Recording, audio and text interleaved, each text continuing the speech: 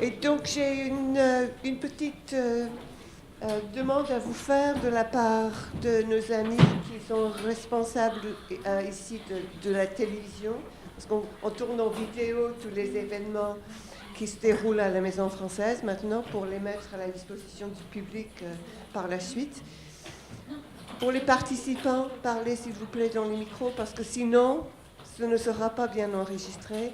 Et pour ceux aussi qui posent des questions après, je vous demande aussi d'attendre qu'on vous amène le micro.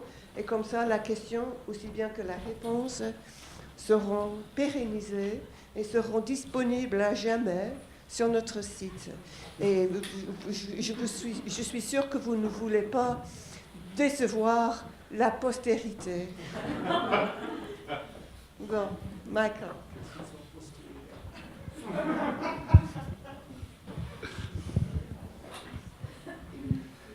Alors, bonsoir à toutes et à tous.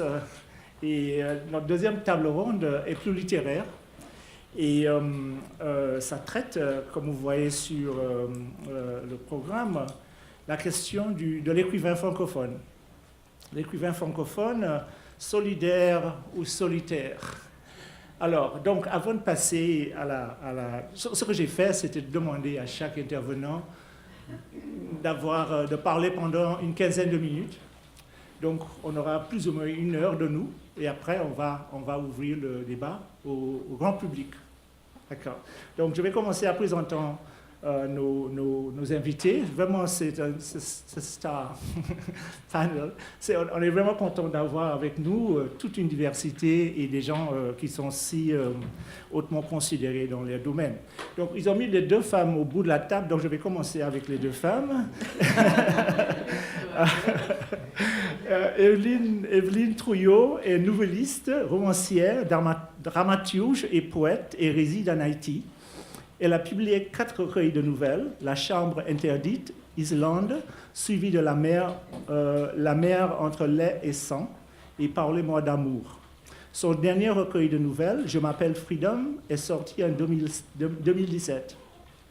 Elle a également publié 3 recueils de poésie, Sans parapluie de retour, Par la fissure de mes mots, et Plis d'étoiles. Son premier roman, Rosalie l'infâme, en 2003, a reçu le prix de la romancière francophone du Club Soroptimiste de Grenoble. Et La mémoire aux abois, publié en 2010, a reçu le prix Carbella Caraïbes et du Tout Monde. Son dernier roman, Le Rond-Point, est sorti en 2015. Son premier texte théâtral, Le Bleu de l'île, a été joué à Port-au-Prince en septembre 2009.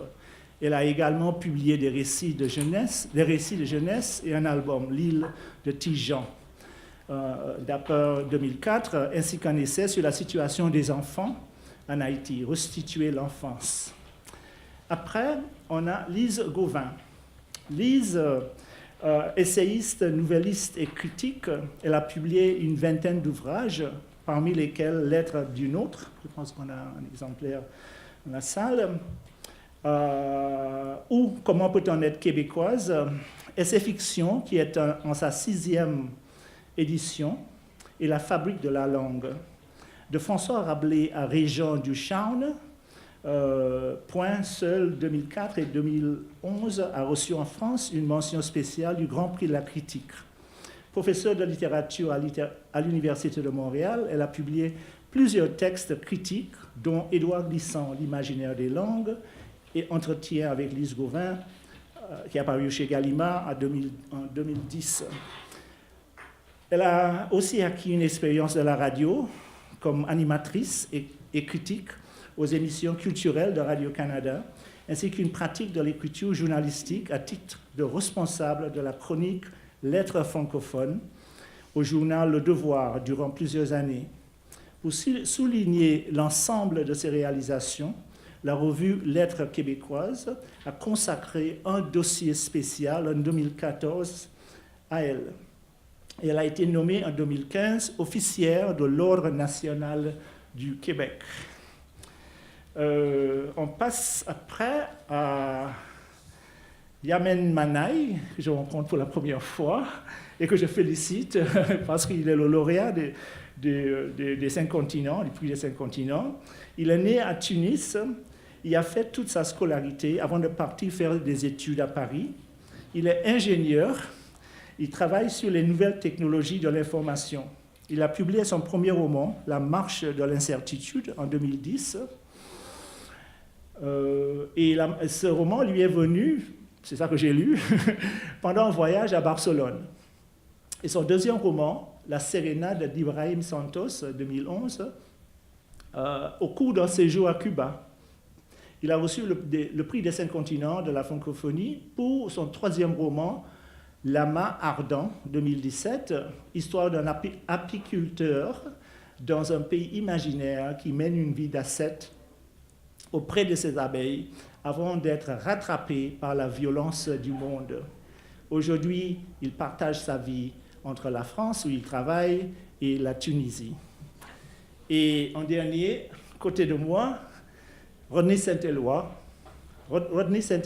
poète, écrivain, essayiste et éditeur, est né à Cavaillon, en Haïti, et réside à Montréal.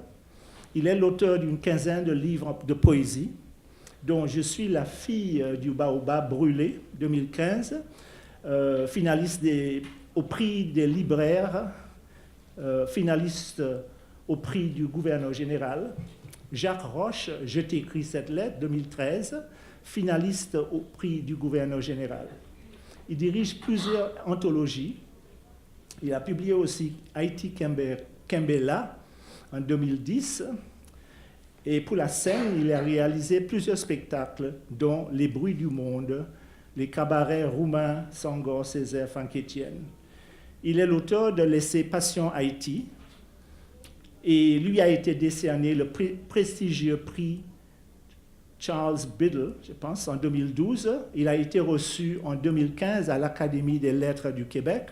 Il dirige la maison d'édition Mémoire d'Encrier qu'il a fondée en 2003 à Montréal. Il est membre de l'Académie des lettres du Québec.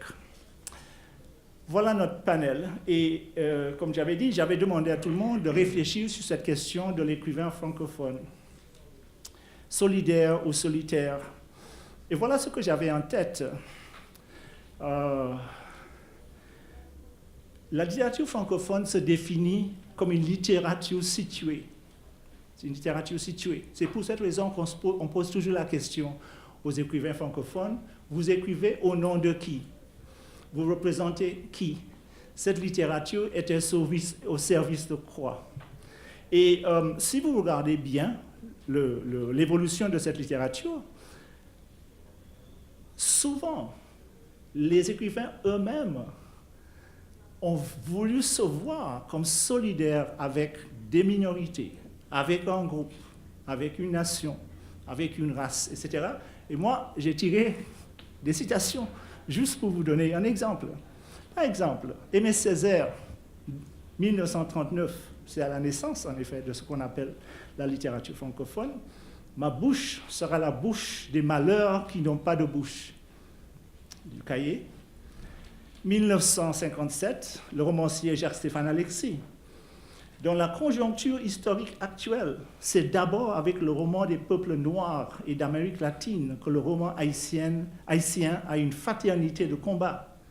Tant que le racisme, l'impérialisme n'auront pas été définitivement liquidés sur la planète, les peuples noirs, les peuples de couleur, les peuples sous-développés devront se tenir fermement les mains, faisant notre bandung littéraire. 1965, poète québécois, Paul Chamberlain, cofondateur du mouvement Parti pris, voulait que l'écrivain s'enracine dans sa communauté. Il veut vivre au ras de la terre, écrit auprès des hommes réels qui me côtoient, que je suis par toute la substance vive de mon être. Écrire, c'est alors choisir de mal écrire, parce qu'il s'agit de réfléchir le mal vivre.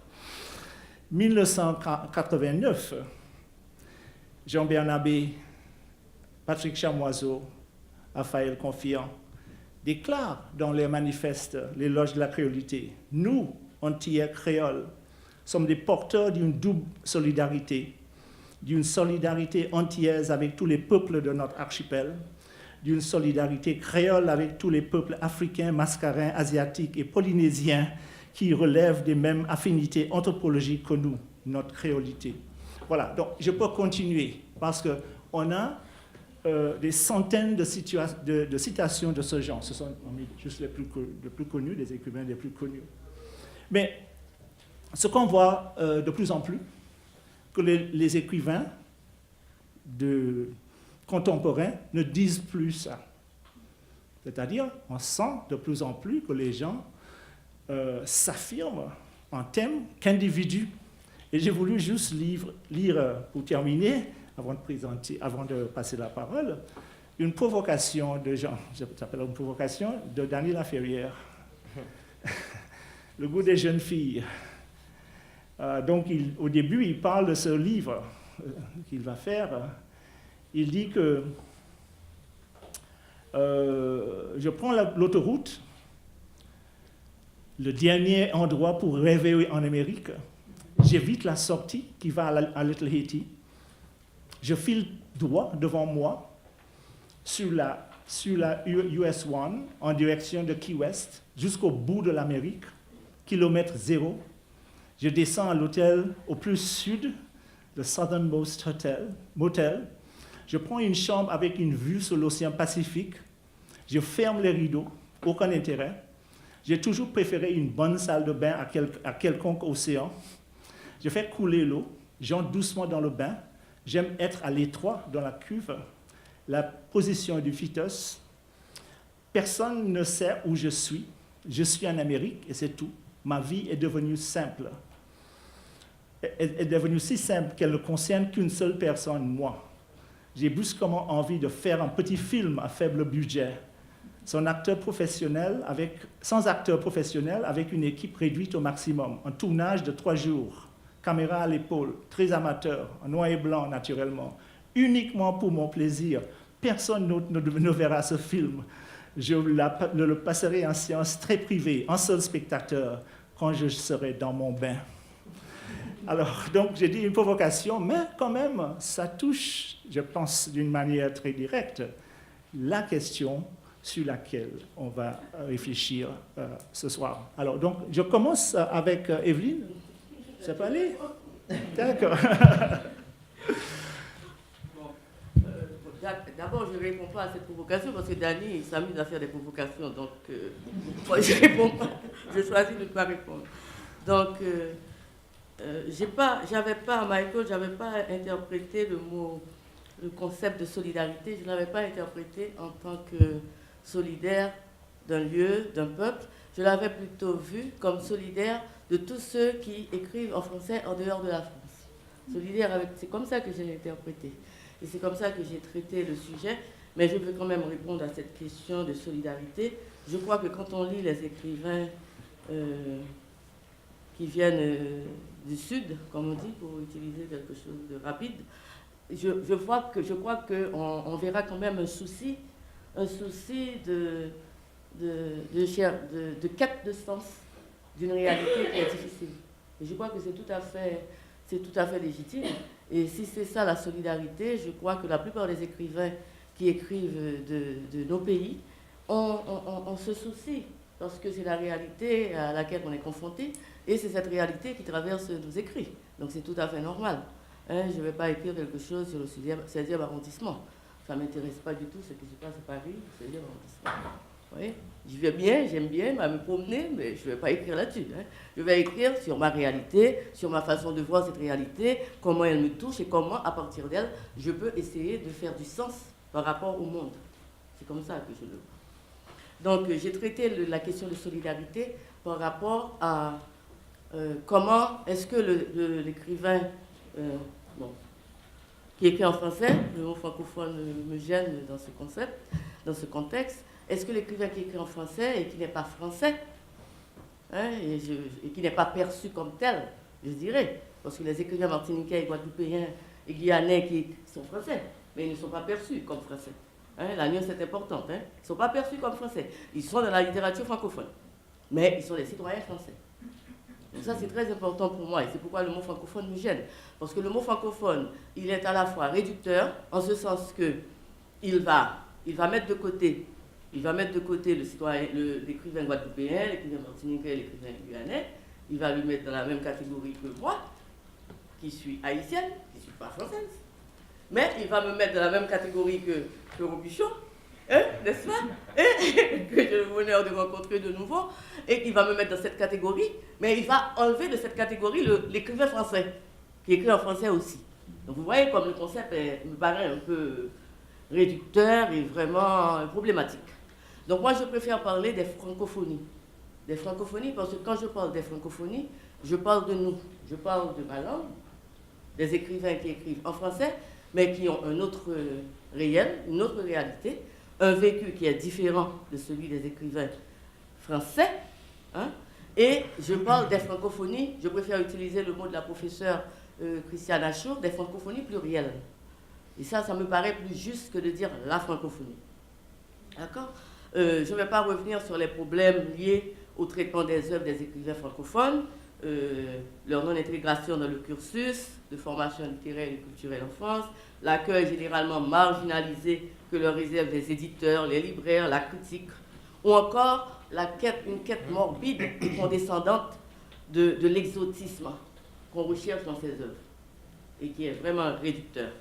Tous ces éléments, pour moi, se ramènent au refus de regarder objectivement l'histoire de la colonisation. Parce qu'il ne faut pas que ce mot nous fasse peur. Il s'agit de ça. Hein. Quand on parle de francophonie, et là je veux bien parler de francophonie, on parle de colonisation et d'une séquelle de la colonisation. Maintenant, qu'est-ce qu'on va en faire de ça?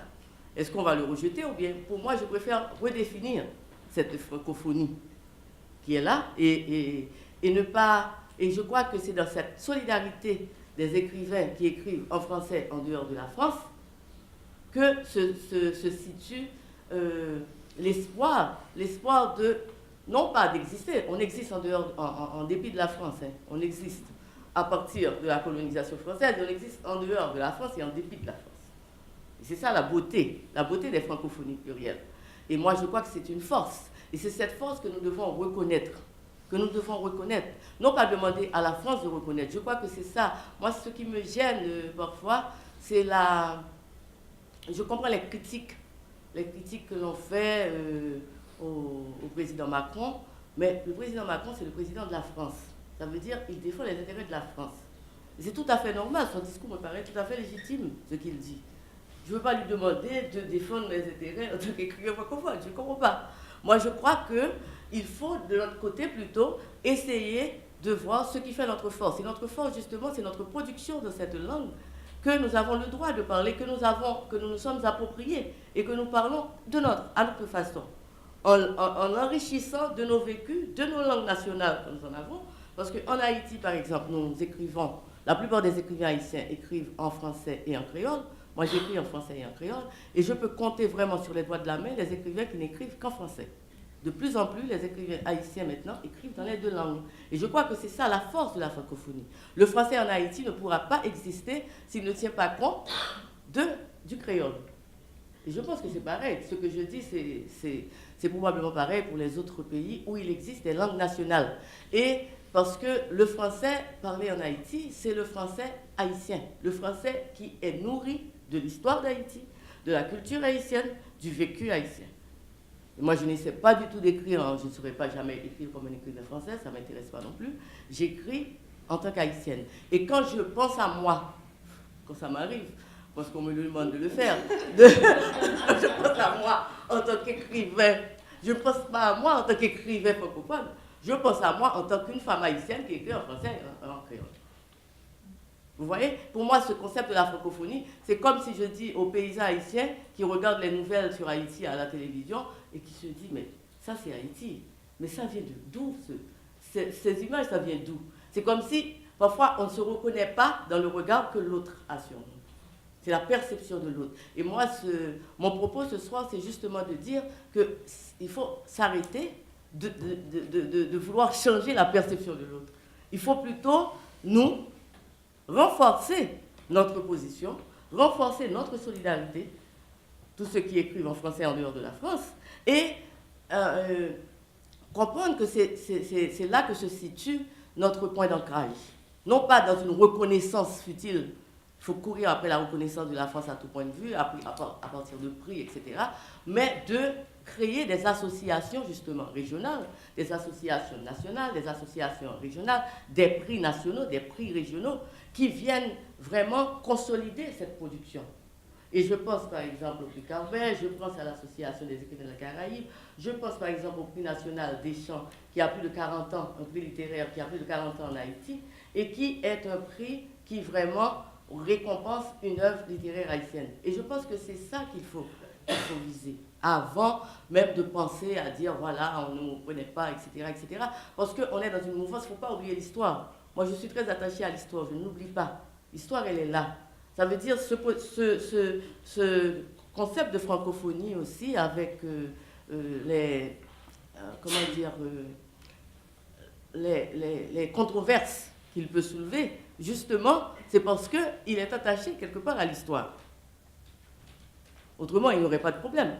On a parlé tout à l'heure de la langue anglaise. Ça m'avait choqué aussi. Je me suis dit, mais les écrivains qui écrivent en anglais, c'est pas le même traitement, c'est pas la même histoire. Mais c'est parce que c'est différent. Pour plusieurs raisons aussi. Il y a le contexte actuel, la langue anglaise est la langue dominante, etc. Partout dans le monde. Quand on écrit en anglais, on est déjà, même quand on vient d'un pays du Sud, on est déjà privilégié parce qu'on écrit en anglais. Hein? Donc là, c'est différent. Mais je pense que là, c'est là notre souci. Mon souci à moi, c'est de ne pas perdre mon temps, pardonnez-moi si je parais un peu catégorique, mais ne pas perdre mon temps à chercher une reconnaissance. Mais de me dire, voilà, moi, pourquoi j'écris. Pourquoi j'écris? Parce que j'ai envie d'écrire, premièrement. Et qu'est-ce que je vais écrire? Je vais écrire des choses qui m'intéressent.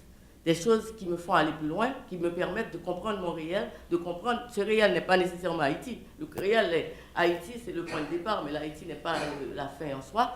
Mais de comprendre mon réel à moi, de me situer et de permettre à d'autres de se situer par rapport au monde. C'est ce que je fais quand j'écris. Et je pense j'ai pensé à l'écrivain américaine Audre Lorde, que j'aime beaucoup, et qui disait, à un moment donné, en parlant des peuples opprimés et de la réaction de certaines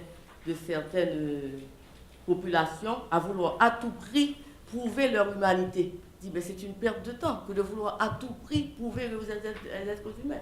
Les oppresseurs, eux, oublient carrément. Pourquoi perdre votre temps à essayer de les convaincre? Faites ce que vous devez faire, vous-même d'abord. Et essayez d'aller plus loin. Mais n'essayez pas de prouver à qui que ce soit qui vous êtes. Et c'est ça, c'est cette démarche-là de justification, de légitimité que je veux dépasser. Je veux vraiment dépasser parce que je pense que quelque part, on nous accule aussi à le faire. On nous accule à le faire.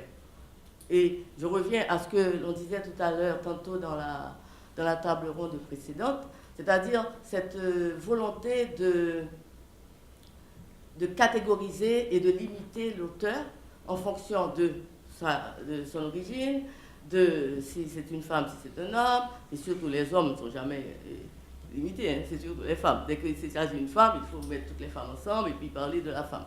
Voilà, et oui, c'est un peu agaçant par moment. Et ensuite, de dire, qu'est-ce que vous pensez de la situation en Haïti? Croyez-moi, s'il y a un écrivain, s'il y a une catégorie d'écrivains qui comprend ce problème, c'est nous. Parce que là, que pensez-vous de la situation en Haïti? Qu'est-ce que vous faisiez pendant le séisme? Qu'est-ce que vous pensez de la catastrophe? Et ça n'arrête pas. Et en même temps, on a une responsabilité aussi. Ça veut dire, on a une responsabilité, je comprends bien les propos de Kim tout à l'heure, on a une responsabilité parce qu'on ne peut pas dire ça ne m'intéresse pas, je n'en parle pas.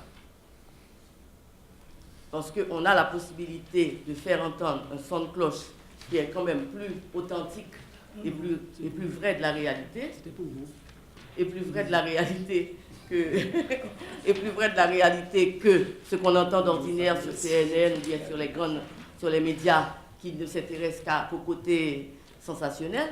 Donc, on a cette responsabilité de faire entendre quand même les voix de ceux qui n'ont pas la possibilité de parler. Mais parfois, c'est un peu réducteur. C'est souvent réducteur. Ça veut dire on veut parler de ce qu'on écrit, de ce qu'on fait, et on vous ramène toujours aux questions politiques, aux questions sociales, etc. Mais je crois qu'il faut trouver la balance, l'équilibre entre les deux. Et ça, c'est la démarche de chaque écrivain, de trouver sa façon de dire que j'écris, d'accord, je m'intéresse à certaines questions, mais j'écris. Donc, de pouvoir balancer. Mais ça ne me dérange pas outre mesure, mais parfois c'est lourd, quelquefois. Parfois c'est lourd. Mais je m'attends, de toute façon je m'attends à ces questions, donc je me prépare toujours parce que je sais qu'elles vont venir. C'est jamais une surprise. Mais ce que je veux dire, moi ce qui m'intéresse ici, c'est de voir dans quelle mesure des réunions comme celle-ci, que j'apprécie bien, parce que ça me permet par exemple de rencontrer de nouveau Gabriel Gopichot, que j'ai rencontré il y a 4 ans au Festival du Jamais Lu, au festival BIM de la Barbade, j'ai eu le bonheur de rencontrer Vladimir Lucien, qui est un poète de Sainte-Lucie. Et là encore, c'est l'histoire de la francophonie et de la colonisation. Sainte-Lucie était à un moment donné francophone, mais dans le créole qu'il parle, c'est un créole à base francophone, même si la langue officielle est l'anglais. Donc ce sont des histoires intéressantes. Et ce sont ces petites rencontres. Quand je dis petites, je ne dis pas, je ne les réduis pas. Je dis petites en termes que ça rassemble des gens qui ont des intérêts communs. Et ce sont ces rencontres qui, pour moi, sont fondamentales. Ça veut dire pouvoir rencontrer des gens, des créateurs, qui écrivent aussi en français, mais qui viennent de lieux différents. Ça ne veut pas dire que j'exclus le créateur français, hein. Mais je veux dire que c'est une richesse aussi de voir comment la langue s'est enrichie. Comment la langue s'est enrichie dans ce contexte précis. Comment elle s'est enrichie chez moi, comment elle s'est enrichie ailleurs. Et je crois que c'est là la force de nos francophonies plurielles. Et c'est ça sur quoi nous devons nous baser pour aller plus loin. Sur cette beauté que nous créons à partir de la langue. Je vais terminer en disant que récemment, dans une université américaine où j'étais, il y a un professeur de littérature qui m'a demandé « Mais comment vous faites ?» Puisque j'enseigne le français en Haïti à l'université. Je dis « Mais comment vous faites pour enseigner une langue qui est quand même une langue coloniale ?» Alors, quelle stratégie vous utilisez pour enseigner cette langue à vos étudiants? Je dis, la stratégie, c'est que nous avons payé très cher le droit de l'utiliser et que nous entendons l'utiliser à notre manière. C'est tout. Hein? Moi, je n'ai pas d'apologie à faire parce que j'utilise le français. Hein? J'ai le droit de l'utiliser et je l'utilise comme je veux. Et j'en fais ce que je veux et j'espère que c'est quelque chose de beau. D'accord? Merci.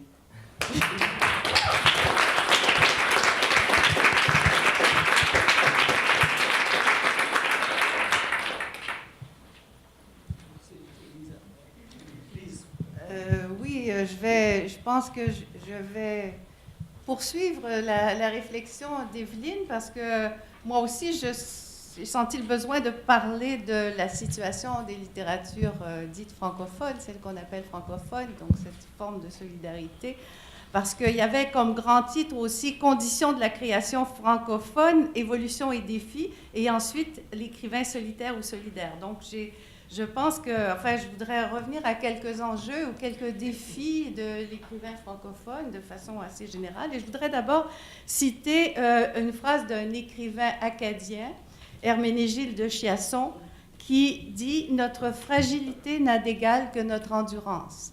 Alors, je pense que ça rend bien compte de la situation. Donc, de ce vaste ensemble un peu flou que constituent les littératures francophones, moi j'ai écrit un texte parce que je suis une bonne élève. Voilà. Alors, les littératures d'Amérique forment une part importante et donc je vais en rappeler quelques enjeux. Écrire en français en Amérique, c'est d'abord ne pas trop savoir dans quel chapitre de l'histoire littéraire se situer. Littérature périphérique, régionale, mineure, petite littérature. Il semble qu'on ait du mal à désigner ces littératures qui font partie de l'exception culturelle américaine, puisque les francophones représentent à peine 2% de la population totale de l'Amérique. Mais toujours se pose dans ces dénominations la question du comparant, du comparé et la question de l'échelle, au fond, du point de vue adopté, du kilomètre zéro. Quelle que soit leur désignation, les littératures francophones d'Amérique partagent le fait d'être écrites en français dans des contextes où cette même langue se trouve en relation concurrentielle, voire parfois conflictuelle, avec d'autres langues, et tout particulièrement l'anglais, pour certaines d'entre elles en tout cas. Ce qui entraîne chez ces écrivains, qui se situent à la croisée des langues, une sensibilité particulière à la problématique langagière, ce que j'ai appelé une surconscience linguistique qui fait de la langue un lieu de réflexion privilégié, un espace de fiction, voire de friction. Et la notion de surconscience renvoie à ce que cette situation d'inconfort dans la langue, cette situation d'écriture dans le creux d'une langue, pour reprendre l'expression d'une romancière acadienne, France Daigle, ce que cette situation peut avoir à la fois d'exacerbé et de fécond. Cette surconscience recouvre donc aussi bien un sentiment de la langue qu'un imaginaire de la langue ou des langues. Imaginaire qui consiste à créer une langue tierce, une langue d'écrivain qu'il appartient à chacun d'inventer afin de transformer les oppositions en propositions textuelles. On sait que tout écrivain doit trouver sa propre langue dans la langue d'écriture, mais dans la langue commune, je veux dire. Mais l'écrivain francophone d'Amérique doit à la fois défendre le statut de cette langue sur le plan politique et affirmer son caractère d'étrangeté. Et je crois que l'écrivain québécois partage avec celui des autres littératures francophones cette sensibilité particulière à la problématique des langues, sensibilité qui s'exprime par de nombreux témoignages attestant à quel point l'écriture, pour chacun d'eux, devient synonyme d'inconfort et de doute, à quel point elle est une pratique du soupçon. Cette situation, le poète Gaston Miron l'avait un jour résumée dans une admirable formule. Il avait dit « Moi, je m'invente tel un naufragé dans toute l'étendue de ma langue ». Et vous avez là à la fois la notion de naufrage et d'invention, l'un et l'autre intimement liés. Donc, la notion de naufrage, qu'on peut remplacer par celle de langue menacée, habite à des degrés divers la conscience de l'écrivain québécois et l'oblige à un devoir de vigilance, à descendre dans la rue, à manifester pour le statut juridique de la langue. Non sans lassitude, parfois. Mais cependant, à partir des années 80, à la défense et à la passion succède un nouveau sentiment de la langue, soit quelque chose de plus secret, de plus intime, de plus nécessaire, passible de déviance, de délinquance, mais aussi d'impertinence et de jeu. Depuis une trentaine d'années au Québec, en effet, la langue est davantage perçue comme une terre nouvelle, à défricher, à déchiffrer, un terrain ouvert à tous les possibles, que ceux-ci soient ludiques ou subversifs. À la langue symptôme et cicatrice succède la langue laboratoire et transgression. Et plus récemment, enfin, des écrivains venus d'ailleurs ont repensé la problématique des rapports langue-littérature et témoigné à leur manière de la traversée des cultures nécessaire à tout acte créateur.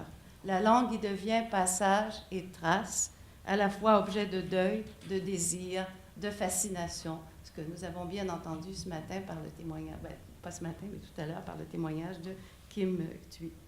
Passage donc du tourment de langage à l'imaginaire des langues, tel me semble l'itinéraire emprunté par les écrivains québécois au cours des dernières décennies, soit d'un imaginaire de et par la langue, d'une surconscience linguistique qui a évolué peu à peu vers une conscience de la langue comme d'un vaste laboratoire de possibles. Tel est l'engagement, que j'écris avec un A, l'engagement dont témoignent leurs œuvres. Dans ces conditions, les littératures francophones d'Amérique représentent, à mon avis, des littératures de l'intranquillité. Cette dénomination, qui est empruntée à un traducteur de Pessoa et que j'ai déjà proposée pour l'ensemble des littératures francophones, s'applique tout particulièrement à celle d'Amérique.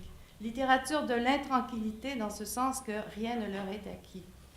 Et on sait qu'écrire de quelque lieu que l'on provienne consiste à faire profession d'intranquillité. C'est ce que m'avait répondu Marie Scondé lorsque j'avais, pour la première fois, lors d'une rencontre d'écrivains à Québec, lancé cette idée.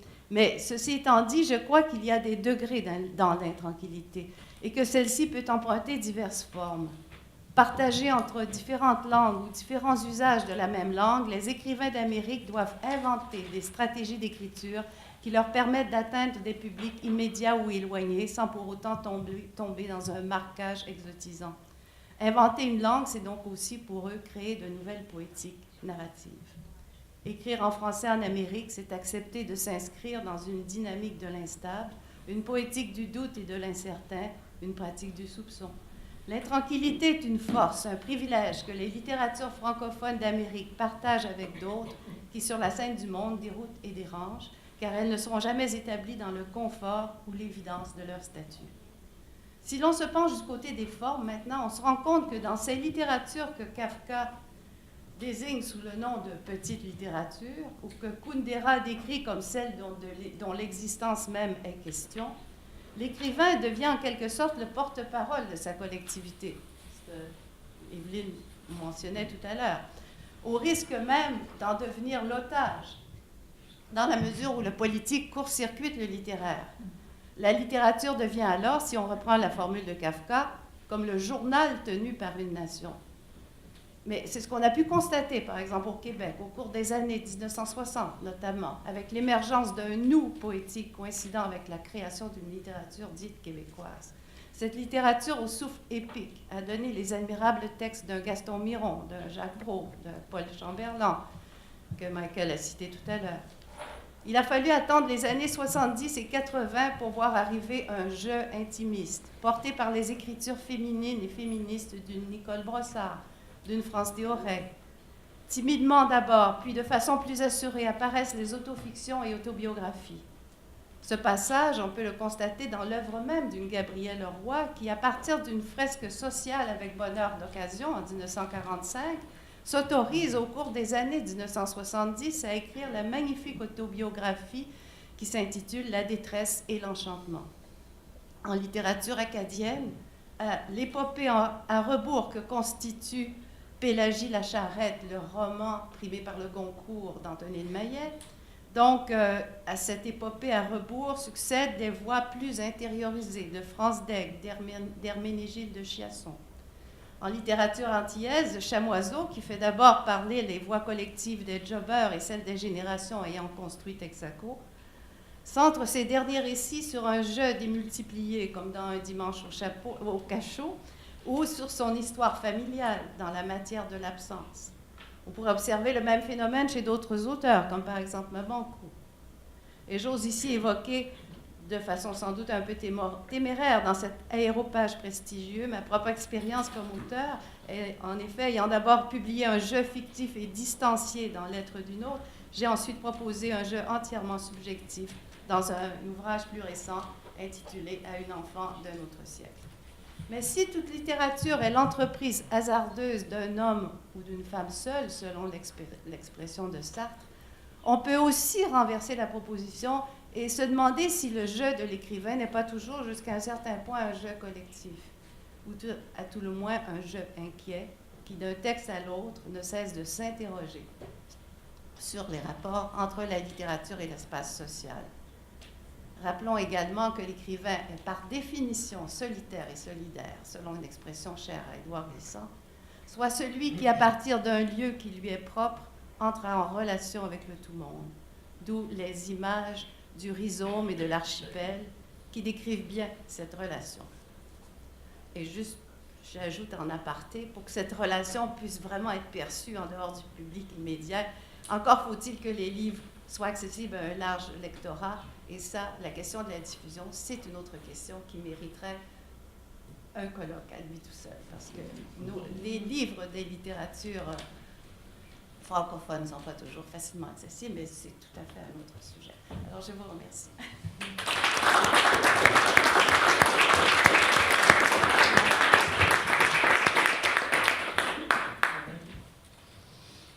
Alors, je suis vraiment désolé, je suis un très mauvais élève, j'ai rien préparé. Ah. J'ai même voulu prendre quelques petites notes comme au lycée, sur ma voisine, mais bon, elle a déjà tout lu. Alors, solidaire ou solitaire, moi je vais parler de moi parce que je n'ose pas prendre la voix pour l'ensemble des écrivains et dire ce qu'ils peuvent ressentir. Chacun a une expérience différente de la vie, de l'approche littéraire. Donc, pour ma part, je suis sensible à la beauté qui m'entoure et je suis solidaire de sa fragilité. J'ai l'impression qu'on a la mission, en tant qu'être humain, de protéger ce qui est beau dans le monde. Et quand on a un potentiel d'écriture, c'est-à-dire quand on peut allier les mots à sa réflexion, ben on peut peut-être diffuser des messages et inciter les gens à être les gardiens de cette beauté et être solidaires avec sa fragilité. Donc le monde est beau et la littérature en est vraiment le paroxysme pour moi.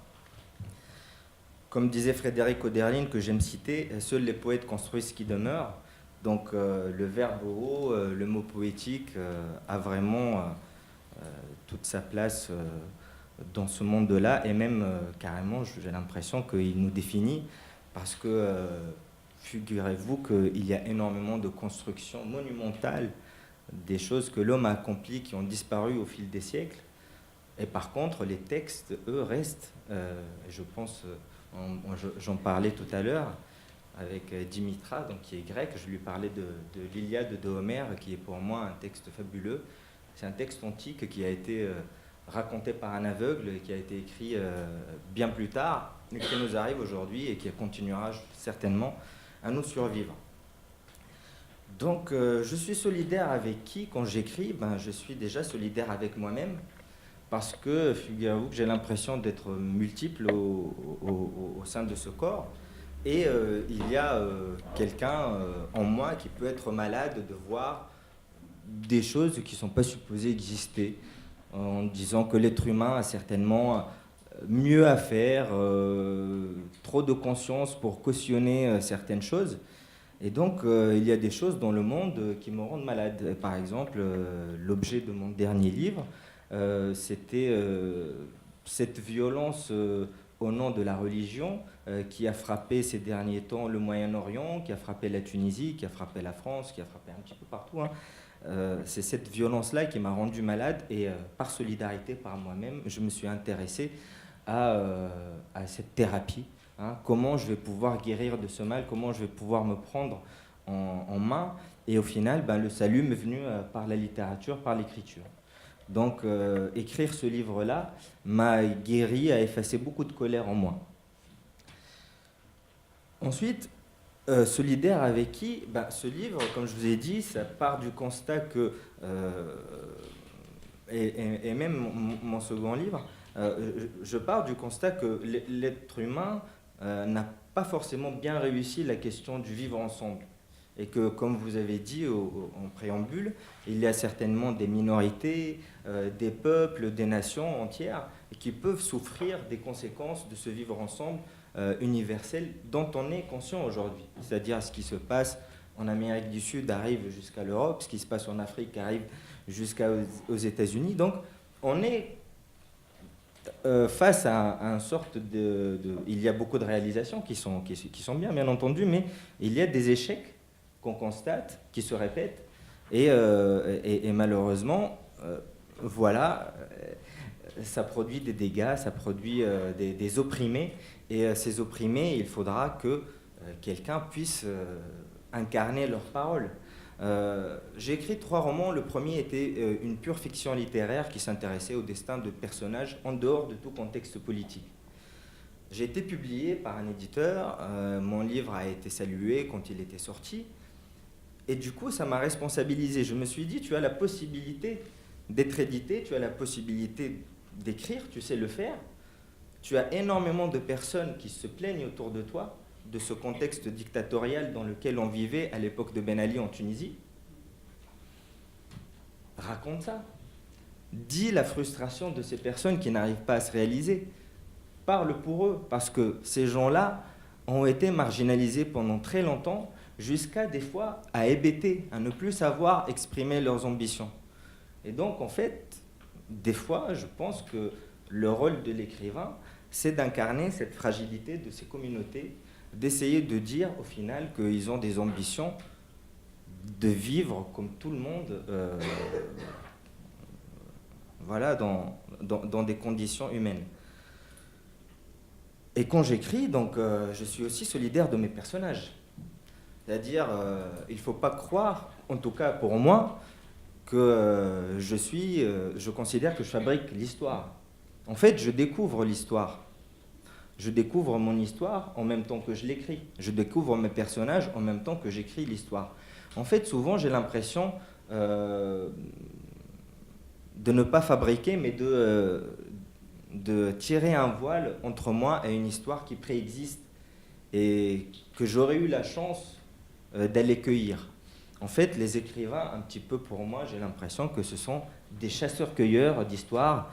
Ils ont encore cette capacité à aller s'aventurer, à cueillir des fruits sur des arbres que eux, malheureusement, eux seuls, sont capables de cueillir, mais heureusement, ils sont capables de les offrir pour les partager. Donc je suis solidaire avec ces personnages-là qui me précèdent, qui préexistent, qui appartiennent à l'imaginaire collectif, parce que je pense que l'imaginaire qu'on écrit existe avant même notre propre existence. Je crois à la création au sens global, de la même façon que la matière existe et que l'antimatière existe dans cet univers, et c'est une découverte récente de savoir que l'antimatière existe en tant qu'entité réelle dans l'univers. De la même façon, le réel existe en même temps que l'imaginaire, donc je crois à l'unité de la création. Et je crois donc à ce naufrage, je crois à cette plongée dans le cœur de quelque chose dont on ne connaît pas mais qui existe, et d'où on va sortir des perles et des trésors à offrir au lecteur. Donc ce monde qui préexiste, il faut être solidaire avec lui parce que je n'arrive pas forcément à forcer mes personnages à faire des choses auxquelles eux-mêmes ne croient pas. 2 ou 3 fois, pendant mes écritures, je me suis dit, j'ai envie de terminer ce livre. Maintenant, ça suffit, je vais prendre un raccourci et tel personnage va faire tel truc.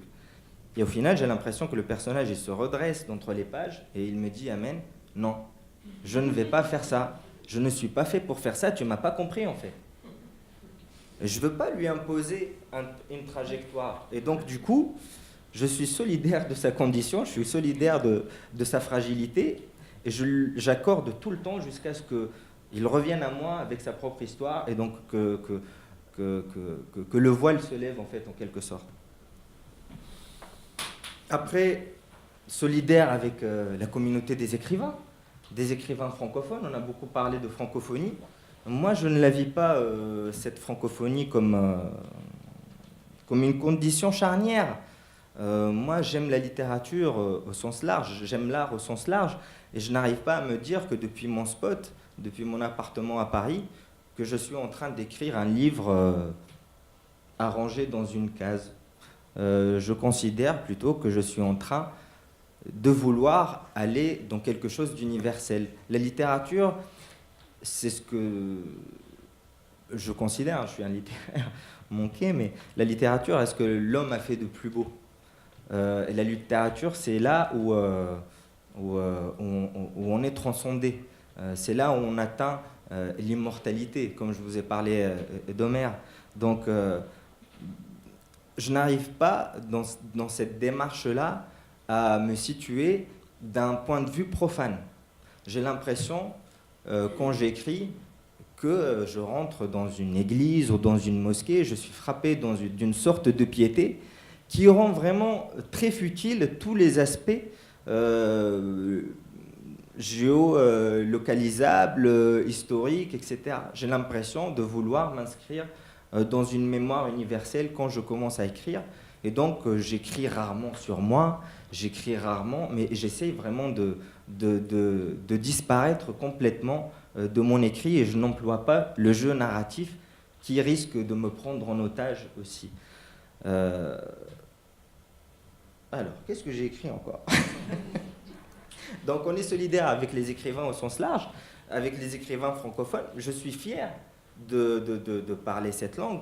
Je suis fier de représenter un espoir de voir la littérature francophone mieux s'imposer. Mais je vais dire quelque chose que je dis aux danseurs. Je dis la plus belle danseuse, c'est celle qui a envie de danser avec toi. C'est-à-dire si, par exemple, la France n'est pas prête à accueillir un certain type de littérature, il y a d'autres pays qui sont prêts à accueillir d'autres types de littérature. On ne parle pas de la francophonie uniquement en France, on parle de la francophonie au Canada et ailleurs. Donc du coup, il n'y a pas de revanche potentielle à avoir, mais voilà une liberté totale de créer et de se dire, le livre, la création trouvera le public qui lui sera destiné de toute façon. Et comment on peut être solidaire avec les écrivains aussi? sa communauté d'écrivains, figurez-vous, des fois, quand on va dans des salons du livre, où on a des tas de livres devant nous, et il n'y a pas de lecteurs. Donc les lecteurs, ils passent, des fois ils regardent le bouquin, ils feuillettent, et ils le remettent à sa place, et on peut passer toute une journée comme ça à ne vendre aucun livre. Alors il y a un copain de la table à côté qui va se dire, tiens, qu'est-ce que tu as écrit toi? Eh ben voilà, ok, je vais te le prendre. Et des fois, entre nous, on est nos seuls lecteurs dans certains salons, et cette solidarité entre nous, elle met vraiment du bon au cœur, parce que des fois, on pourrait partir d'un salon sans vendre aucun livre, et grâce aux écrivains qui sont autour de nous, on arrive à en vendre 2 ou 3, voilà. Donc on est solidaires en tant que frères de galère, des fois sur certains salons, on est complètement anonyme. Solitaire, ensuite, solitaire, c'est le sol et terre, c'est quand le soleil se tait. Donc moi, j'aime écrire la nuit, j'aime écrire quand je suis seul, j'aime écrire avec une certaine distance. Je n'arrive pas, j'ai besoin de beaucoup d'énergie, j'ai besoin de voyager, de cumuler des choses et de les restituer. Mais pour les restituer, il me faut une certaine distance, il me faut travailler. Et ce travail-là, il se passe dans mon atelier, et je considère que je suis un artisan du langage. Vous ne pouvez pas perturber un artisan pendant qu'il est en train de travailler, sinon son bijou, son tapis, son je ne sais pas quoi, portera les empreintes de cette perturbation. Donc du coup, j'ai besoin de temps, j'ai besoin de ne pas être dérangé, parce que dans le processus créatif, il y a une dimension aussi d'apprentissage. Moi, j'affine ce que j'écris, je cherche, j'ouvre des dictionnaires, je regarde des documentaires. Donc tout ce travail-là, qui se passe en dehors de l'école, parce que voilà, je suis trop vieux maintenant pour aller à l'école. Donc tout ce travail-là nécessite quand même une certaine distance vis-à-vis du monde qui nous fait face. Et ça nous donne certainement cette qualification de solitaire. En tout cas, moi, je me reconnais bien dedans, parce que voilà, c'est vraiment comme ça que chez moi le processus de création peut s'établir, c'est dans le calme, dans la distance. Voilà.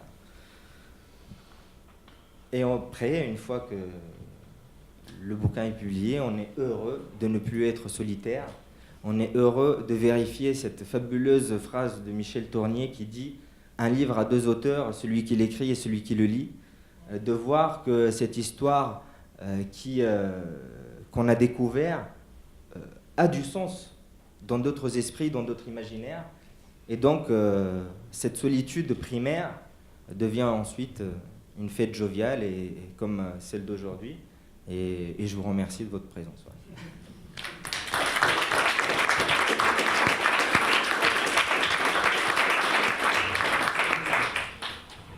Merci Michael, merci à vous tous. Et j'ai lu, mais longtemps, cette phrase et la voix des sans-voix de Aimé Césaire, et ça m'a fasciné au départ, et puis ensuite ça m'a un peu troublé, et puis finalement ça tombe complètement. J'ai pris ma distance vis-à-vis d'être la voix des sans-voix. Et pourquoi j'ai pris la distance? C'est simplement parce que je pense que j'ai grandi, je suis un petit peu sorti de l'influence de Césaire, de la domination complète de mon être par Césaire. J'ai pris un petit peu de distance. Et puis j'ai repris possession de mon corps aussi, de mon corps, de mon propre imaginaire, en disant que si, par exemple, je suis ici, c'est un malentendu, parce que j'aurais pas dû être ici. Rien n'a été inscrit dans ce que je suis, dans ce qu'ont été les gens qui ont fait de moi ce que je suis, qui ne savaient même pas lire. C'est-à-dire que je suis ici, dans cette honorable maison qu'on appelle maison française, et vous voyez tout ce que ça entraîne de préjugés des gens comme moi, ou bien des gens comme les gens de ma famille n'entrent pas ici. Donc je suis ici par effraction. Est-ce que vous voyez? Parce que ma grand-mère ne serait jamais ici. Donc je me dis, est-ce que tout ce que j'écris, est-ce que ce que j'écris, c'est pas en fait pour être en lien à ces sans-voix, pour ne pas devenir la voix des sans-voix, mais plutôt pour, en fait, donner la voix, activer la voix des sans-voix, parce que c'est tellement facile de parler sans voir pourquoi c'est moi qui parle. Est-ce que je suis le plus intelligent? Est-ce que je suis le plus beau? Parce que je parle l'intelligence du monde, parce que je cherche le sens du monde. Peut-être que c'est celui qui est en face sur le trottoir qui a cette intelligence et ce sens du monde. Pourquoi? C'est-à-dire que c'est ce qui, en fait, mon geste d'écriture, c'est ce qui le motive. C'est-à-dire que délégitimiser d'abord la question de l'écriture. Pourquoi c'est moi qui, dans ma mégalomanie, écrit et qui signe un livre et qui dit le monde? Pourquoi la narration du monde est à moi? Donc, et pas à ma grand-mère, Tida, qui, elle, c'est la femme peut-être la plus intelligente que j'ai rencontrée dans ma vie et qui n'a jamais écrit de livre, qui n'aurait jamais écrit de livre parce qu'elle ne savait pas lire, elle ne savait pas écrire. Mais je vous jure que c'était... Et quand j'ai réfléchi à tout ça, je me suis dit, en fait, il y a une imposture de celui qui parle et qui croit de tenir la parole et qui croit que la parole lui appartient. Donc je me suis dit, est-ce que je ne peux pas moi-même m'auto-flageller?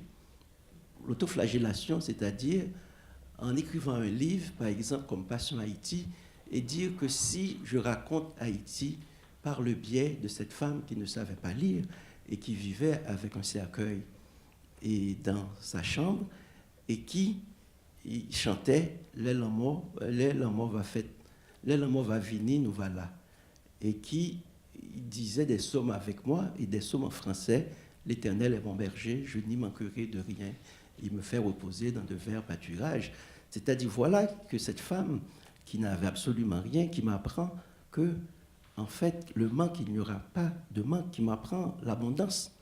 Elle qui n'avait absolument rien, et elle qui vivait avec, à 2 mètres de sa petite maison à Cavaillon, plutôt à Châtery, il y avait sa tombe. Et la tombe était beaucoup plus fleurie que la maison. Quand je pense que je suis intelligent, j'essaie de comprendre qu'est-ce que c'est que ça, vivre avec son cercueil. Et quand d'autres personnes du village sont mortes, et ce cercueil enterre d'autres personnes. Donc il y avait le trafic des cercueils. Donc c'est-à-dire que vous voyez donc le sens du don. J'ai dit, mais comment cette personne, elle avait sa robe, qui était une vraie robe blanche, une belle robe, mais c'était pour la mort. Elle chantait sa mort. La paix va faite dans le ciel, là, nous voilà. Elle chantait la mort. Et quand je suis en train d'étudier, je suis à l'école, les philosophes socratiques, tout le monde va dire, vivre, c'est apprendre à mourir. Et j'ai dit, merde, ma grand-mère était beaucoup plus intelligente que les philosophes, parce qu'elle le vivait, dans son expérience de vie, elle le vivait. C'est-à-dire que quand je suis à l'Académie des lettres, à l'Académie du Québec, je suis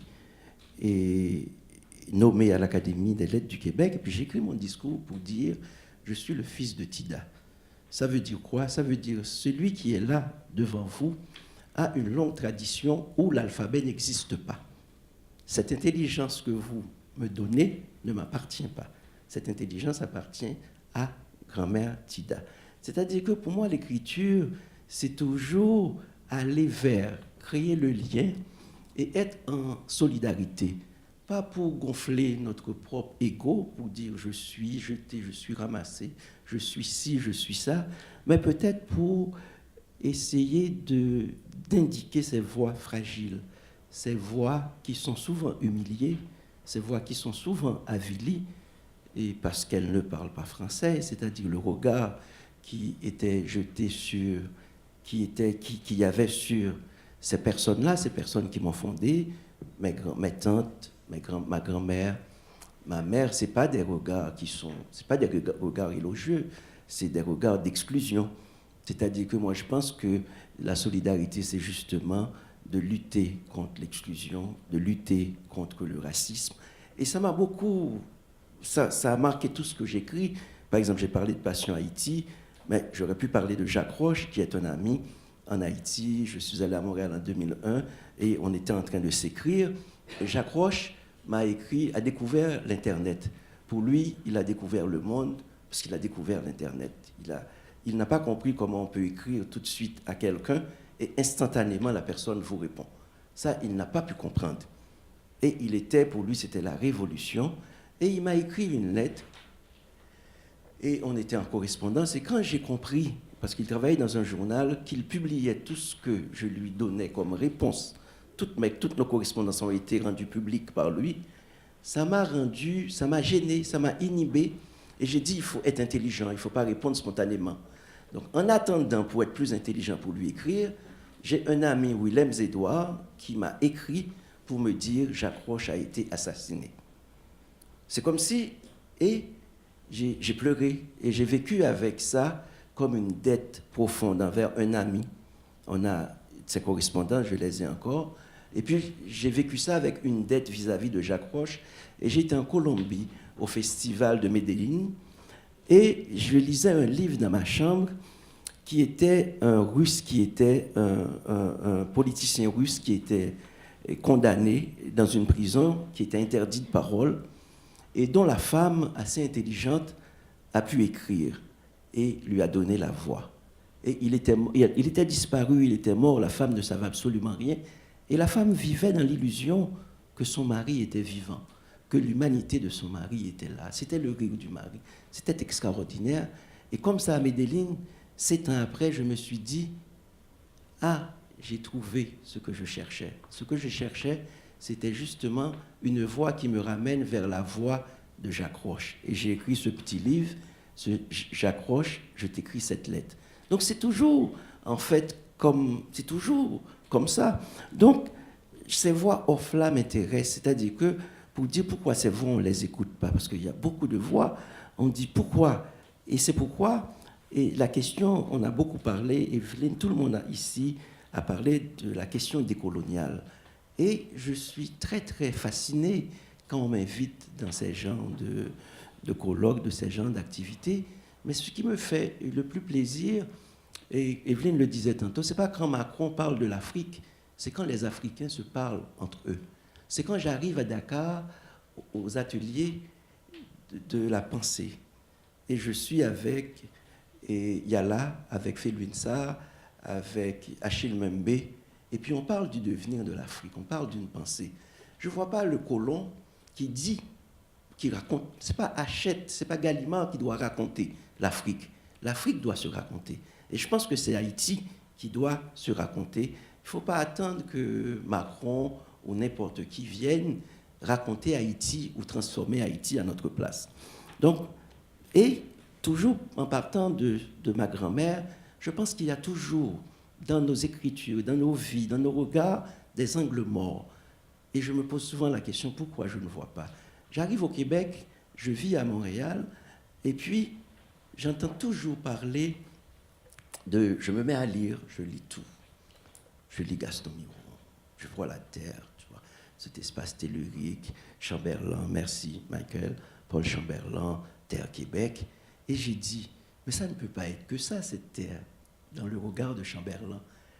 Et puis, une fois, je me promène, j'arrive dans une réserve indienne, et puis je vois qu'il y a un autre pays.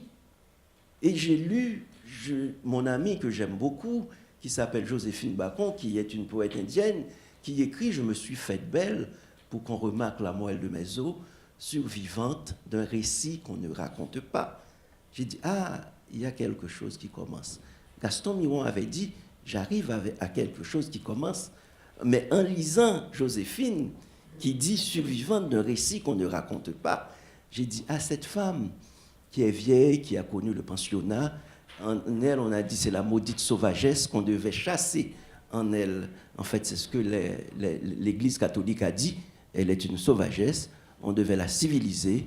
On devait mettre de l'humain en elle. C'est ça qu'on a dit. Et elle reprend en elle sa propre humanité et elle commence à raconter une histoire.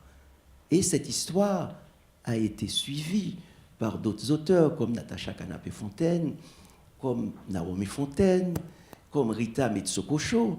Et je suis très, très intéressé à ces voix qui ne se sont pas tues, mais qui a un musée de silence. Il y a un musée d'ensilencement qui sont faites pour ces voix-là. Ce n'est pas parce qu'ils ne sont pas des écrivains, ce sont des écrivains, je pense que ce sont de grands écrivains, pas parce que c'est moi, comme éditeur, qui les publie, mais parce qu'il y a une histoire que l'on devrait connaître, parce qu'il y a une histoire qui grandit l'humanité en nous quand on lit ces femmes-là. C'est surtout des femmes. Donc, je suis très, très, en fait, dans ce... Par exemple, quand on regarde la littérature, et il y a Catherine, je pense, qui disait, on parle d'un certain nombre d'écrivains, et pourquoi quand on dit la littérature haïtienne, on parle d'un certain nombre d'écrivains, et où sont les autres? Et je pense que les angles morts, c'est intéressant de dire, mais où sont les autres? Et là, j'étais avec Michael à Tallahassee, on a fait un colloque, je pense, qui est révolutionnaire, sur un auteur que vous avez peut-être rarement entendu parler, mais qui est pour moi un auteur immense, fondamental, tous les qualificatifs, on peut le dire, qui s'appelle Jean-Claude Charles. Mais on n'en a pas parlé. Est-ce que ce n'est pas parce qu'on n'en a jamais parlé que cet auteur n'existe pas? Donc, c'est-à-dire que moi, je pense que écrire pour moi, c'est aller dans cette espèce de dévoilement de tout ce qu'on nous a pas dit. Je suis comme un enfant à qui on a dit de ne pas toucher le feu. Et je pense qu'il faut toucher le feu. Il faut dévoiler ses voix. Il faut sortir des musées, ne pas lire les prescriptions des journalistes et aller vers autre chose. Parce que vous pouvez découvrir la Terre Québec sans Chamberlain, sans Miron, mais vous n'allez pas découvrir Terre Québec. Vous allez découvrir la toundra. Vous allez découvrir la taïga. Vous allez découvrir comment nomadiser. Vous allez découvrir d'autres humanités, d'autres rapports au monde. Et c'est pour moi important. J'écris parce que quand j'arrive au Sénégal, on a changé mon nom. Je me promène avec Myriam, avec des écrivains sénégalais, Félix Sarr, tous mes amis, etc., écrivains, et on m'appelle Wagan. Donc, c'est-à-dire, je suis dans un autre siècle, je suis accepté par d'autres humanités. Wagan, ça veut dire celui qui ne peut être vaincu. Je me promène chez les Amérindiens, chez les premiers peuples, les Premières Nations. C'est important pour moi le mot Première Nation. Et on change mon nom. On m'appelle Outino Mouniche.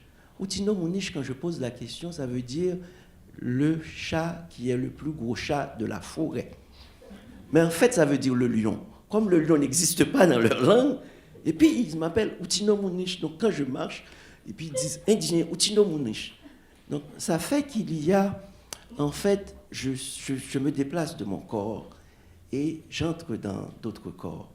C'est-à-dire que pour moi, écrire, c'est une manière d'exister en décloisonnant ce qui est, en disant pas ce qui est à moi, ce qui est à l'autre, c'est d'être dans une forme d'altérité active. Donc je pense que ce qui peut sauver le monde, effectivement, c'est l'écriture, dans la mesure où Joséphine Bacon, toutes ces femmes amérindiennes des Premières Nations dont je vous ai parlé là, toutes ces femmes-là, il y a le regard tourné vers elles. Avant, ces femmes n'existaient pas.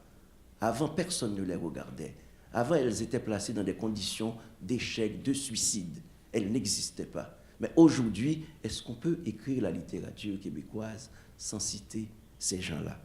Si vous lisez la littérature haïtienne, vous allez voir qui est le père de qui est la mère de qui. Aujourd'hui, il y a des écrivains haïtiens qui commencent à naître, à sortir des bidonvilles et qui ne sont le fils de personne, la fille de personne.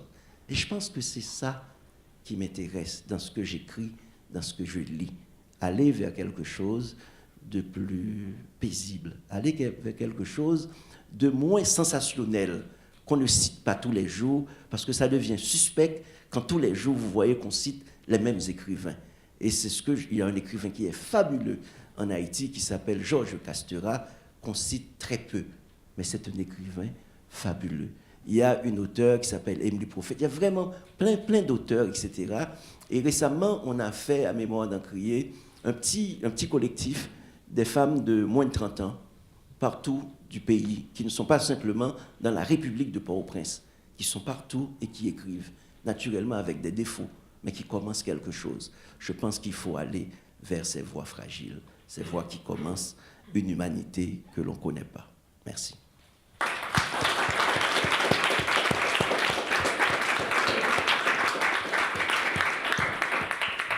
Bon, merci tout le monde. Je suis fier d'être à côté d'un lion. un chat sénégalais. Mais voilà, donc on a quelques minutes pour des questions. Je voulais juste simplement dire que c'est clair que personne sur le panel ne voulait s'enfermer dans sa salle de bain, tirer le rideau et écrire pour son propre plaisir.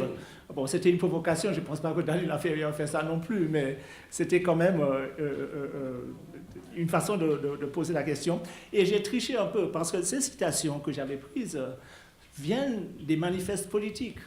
C'est-à-dire que c'est la littérature de combat. On n'a plus de littérature de combat de ce genre. Et donc, où en sommes-nous maintenant? Est-ce qu'il faut trouver le juste milieu? Est-ce qu'il faut dépasser? Je vous laisse avec... bon, après, j'ouvre le truc au public. Édouard Glissant, vers la fin de sa vie, avait répété une phrase de Deleuze, qui est à retenir, je crois. Deleuze avait remarqué que le but de la littérature, c'est d'inventer un peuple qui manque. Inventer un peuple qui manque. Et d'un certain point de vue, je pense que j'ai entendu ici que on n'est pas en train de représenter des gens réels qu'on côtoie, mais de penser à un autre type d'humanité, une autre façon, un autre espace où les gens peuvent vivre autrement. J'ai certainement entendu ça dans certains des propos. Et donc je vous laisse avec cette idée d'inventer, pas de représenter, un peuple qui manque. Bon voilà, j'ouvre la parole à tout le monde. Bon, qui a des questions?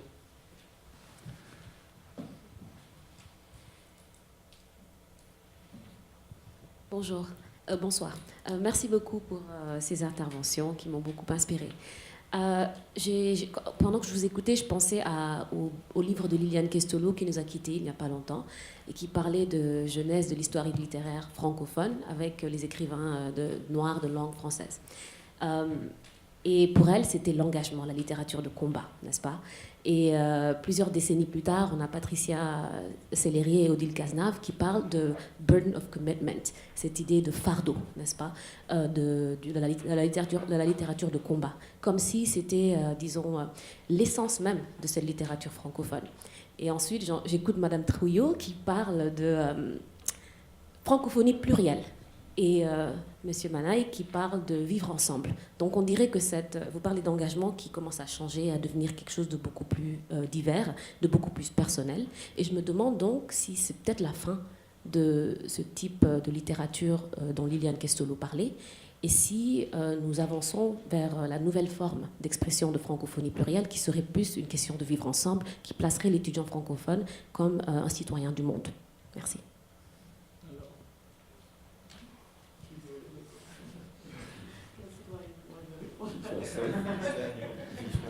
C'était une question, un constat en fait. Est-ce que les littératures vont disparaître ou pas? Un certain type de littérature va disparaître ou pas? Je ne sais pas si l'histoire vous donnera raison ou pas, mais en tout cas, il faut qu'elle continue de se mettre en marche. Moi, j'ai l'impression que notre vie, c'est notre existence, même peut être un fardeau en fait. Comment alléger ce fardeau-là? Moi, je l'allège avec la littérature, en fait. Je me sens plus léger. Je me suis senti plus léger en ayant terminé ce livre qu'en l'ayant commencé. J'ai réussi une sorte de thérapie. Ensuite, on est dans un monde qui... les frontières s'estompent. On est d'accord qu'aujourd'hui, même si nos gouvernements essayent d'ériger des murs de partout, et reviennent sur le sens d'une certaine fédération, que ce soit en Europe avec la remise en cause pendant les dernières élections de l'espace Schengen. Ici, on a envie de construire un mur entre le Mexique et les États-Unis. Bref, en fait, il y a des choses qui vont contre le sens de l'histoire et contre l'essence même de l'être humain. L'être humain est un marcheur. En marche, vous mettez un bébé par terre, laissez-le gambader, il ne va pas s'arrêter, il va continuer sa route. Et figurez-vous que dans ce monde-là, il y a des gens qui vont vous dire, vont tracer un trait, ils vont vous dire, si tu es une vache, tu peux traverser, si tu es une mouche, tu peux traverser, mais si tu es un homme, tu n'as pas le droit d'exercer cette chose qui est en toi, qui est la volonté d'explorer le monde. On a en nous ces envies d'explorer le monde. L'homme, il est parti planter un drapeau sur la Lune. Je veux dire, c'est pas rien. Ça traduit réellement une volonté d'explorer ce monde. Et pourquoi la refuser à une certaine catégorie de personnes? Imaginez la frustration de Neil Armstrong s'il était arrivé sur la Lune et qu'il avait trouvé un extraterrestre. Il lui dit, mais rentre chez toi. Tu n'as pas le droit de venir ici et de poser ton pied ici. Je veux dire, donc oui, peut-être qu'un certain type de littérature va émerger de cette condition mondialisée. Peut-être même que les façons d'éditer vont devenir différentes et s'actualiser. Aujourd'hui, il y a beaucoup d'auto-édition qui se fait et qui est lue. Il y a des plateformes de partage de textes, etc. Et donc on peut voir que ce monde-là est en train de se réinventer également. Mais j'ai l'impression que dans la vie, et ce n'est pas pour la rendre difficile ou moins joyeuse, mais dans la vie, tout est lutte. Hein, chaque respiration nous coûte. Il n'y a rien qui ne soit gratuit. La littérature, ça restera pour moi une lutte pour sauvegarder ce qui est beau, une lutte contre sa propre mortalité.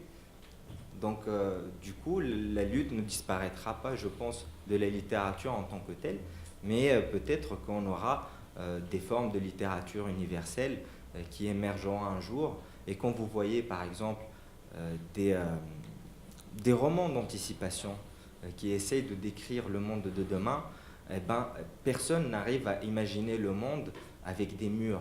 Hein. Vous voyez, vous regardez, je sais pas moi, du Blade Runner, de la Guerre des Étoiles, des trucs comme ça. Vous voyez souvent des endroits où il y a un mélange de races, d'hommes, de cyborgs, d'humains, de machines. Bref, on est dans ce sens-là, on ira de plus en plus vers un monde qui va foisonner de plein de choses et qui va certainement donner naissance à des formes de littérature ou à une façon de décrire le citoyen du monde de demain. Je voudrais simplement dire, pour répondre à votre question, que je pense qu'il n'y a pas une contradiction, il y a une question d'évolution. Ce n'est pas une rupture. Hein. Ça veut dire la littérature engagée, cet engagement auquel vous faites référence, je pense qu'il est toujours là. En Haïti, il est certainement là, mais il s'exprime différemment. Il y a des formes différentes. Ça veut dire au niveau de l'esthétique du roman, au niveau de la poésie, il y a une évolution qui se fait. Ça veut dire on n'écrit pas, même si je lis Jacques Roumain, je lis Jacques-Séphane Alexis, je ne vais pas peut-être écrire comme eux, je vais écrire autrement.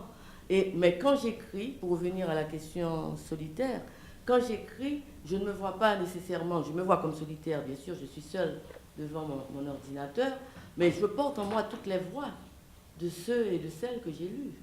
Hein, il ne faut pas se faire d'illusions. On n'écrit pas seul, on écrit avec tout hein. Les Acadiens que j'ai lus, les Libanais, les Tunisiens, tout ce que j'ai lu, les Français, tout est en moi. Hein. Ce que j'ai aimé, ce que j'ai moins aimé.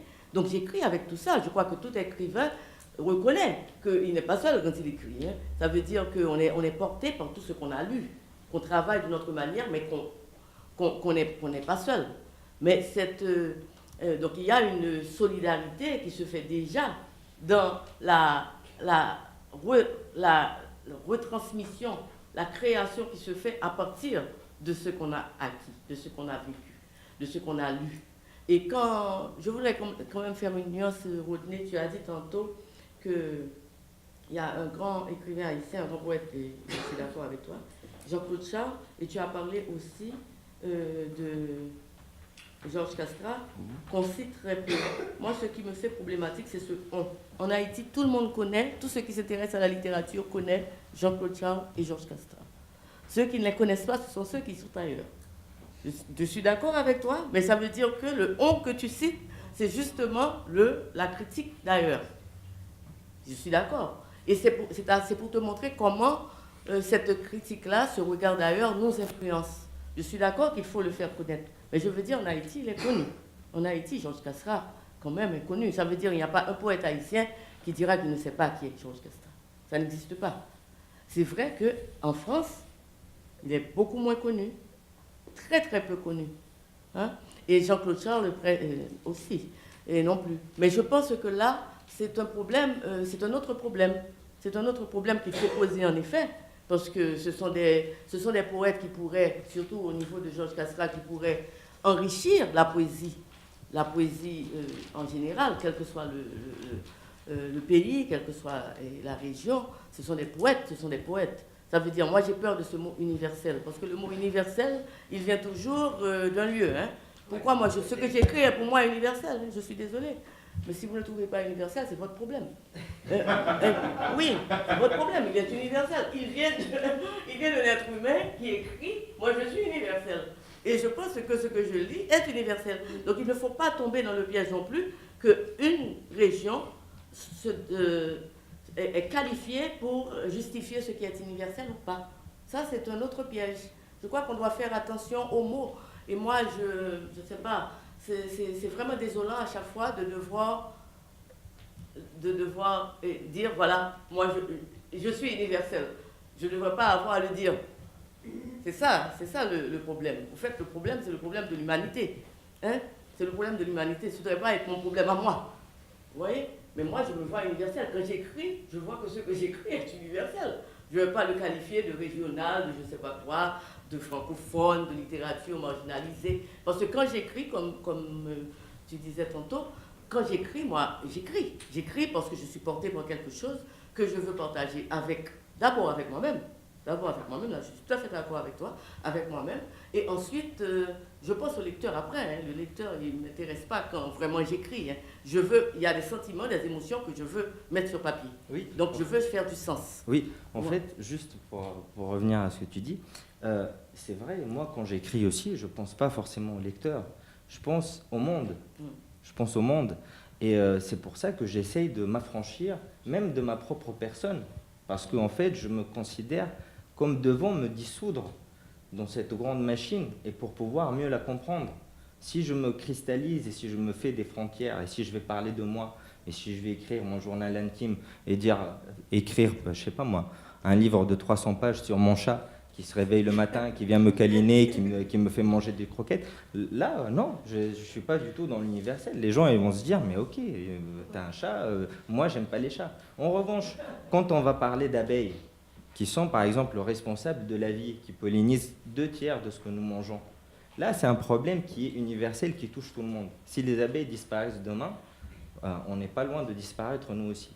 Et donc, quand je réfléchis à un texte, quand je réfléchis à des idées, j'essaie de m'inscrire dans cet ADN du monde. Et pas dans le sens où je suis en train de penser à qui va lire et qui va me juger pour me dire est-ce que je suis dans le local ou pas. Mais en revanche, c'est pour vraiment essayer de voir comment est-ce que cette sensibilité que j'ai d'un être humain, est-ce qu'elle est réelle, est-ce qu'elle est vraie, est-ce que c'est la même, est-ce qu'elle est partagée par d'autres personnes. Et du coup, quand je vois que Lama Ardant est apprécié dans les 5 continents, parce qu'il a eu le prix des 5 continents, je dis, voilà, je suis dans quelque chose de vrai, d'humaniste, peut-être, si on a envie de substituer le mot humaniste à universel, mais en tout cas, de quelque chose qui va nous donner un dénominateur commun de sens, de lutte, etc. Donc, je veux dire, je n'utilise pas le mot universel pour faire de la tendance ou pour dire que je fais de la littérature qui s'affranchit du local. Je sais très bien d'où je viens. D'ailleurs, ce livre-là, il n'y a pas plus tunisien que ce livre à mes yeux. Et à la fois, il n'y a pas plus mondial comme sujet, parce que figurez-vous que le problème de la disparition des abeilles touche la Chine, les États-Unis, l'Afrique, l'Europe. C'est un problème qui est quand même global et qui gagne à être connu à travers les romans. On peut toujours faire des documentaires ou faire des colloques, la COP 21, la COP je sais pas quoi, alors comment on va réduire ça, comment on va faire ça, ça va finalement intéresser personne. En revanche, traiter des problématiques à travers les romans, à travers des je veux dire, ce que nous avons de plus beau à offrir. Je pense que c'est ça le sens de notre vivre ensemble, notre humanisme, notre certainement côté universel. Et voilà.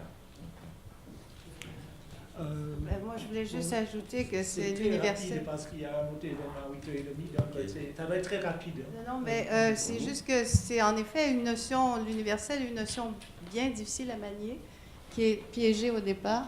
Et notre ami Édouard Glissant en avait beaucoup parlé, n'est-ce pas, Michael? Et pour lui, le tout monde, c'était la quantité réalisée de toutes les différences. Alors, on peut dire que l'universel, ce serait la quantité réalisée des différences.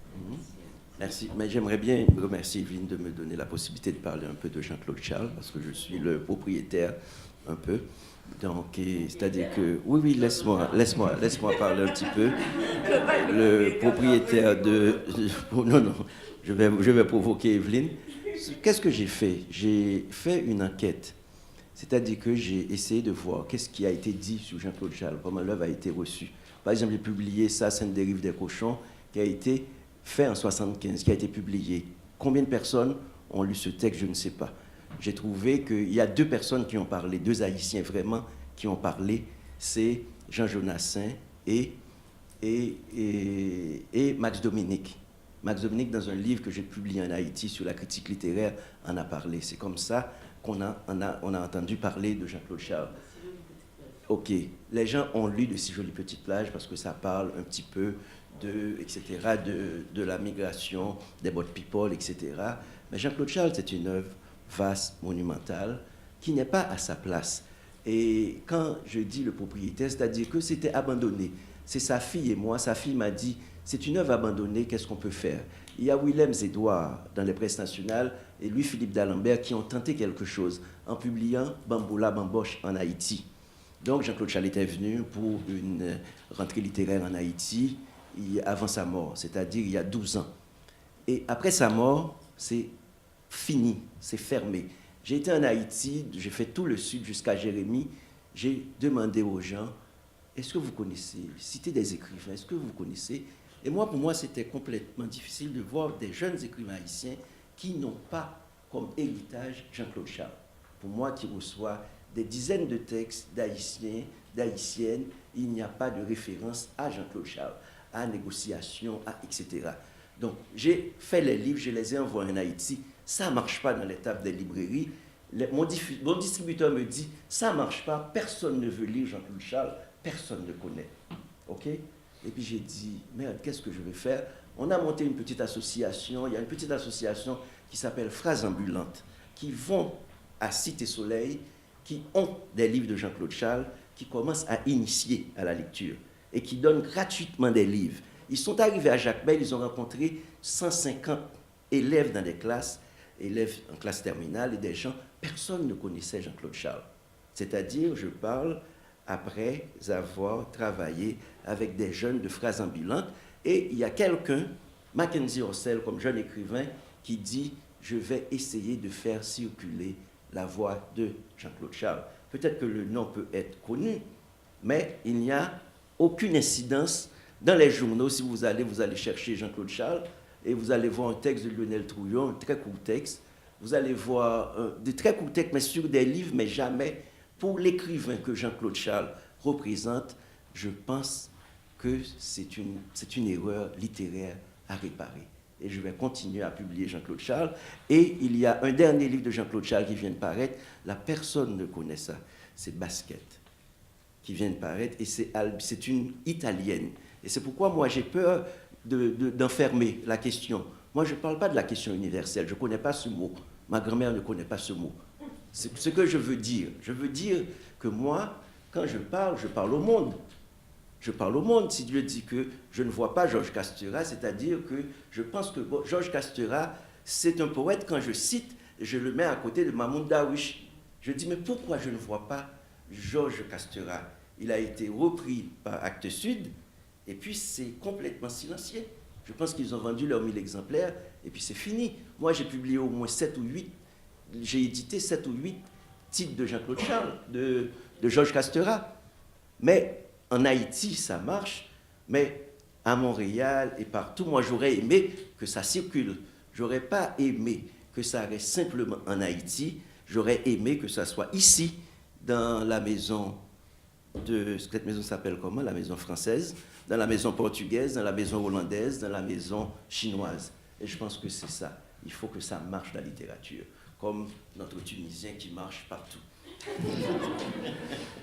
Alors, bon, je ne sais pas si le fantôme de Jean-Claude Charles est dans la pièce, mais il est venu 2 ou 3 fois à la Maison française quand il vivait à New York. Je l'ai rencontré ici aussi. Alors, donc, je vous remercie, Evelyne, Lise, Yamen, Rodney, pour cette belle séance du festival et le public d'avoir assisté à notre débat. Il y a un autre événement à 8h30, donc tout le monde est invité à y aller. Bon, merci et bonne soirée. Bonne soirée. Merci.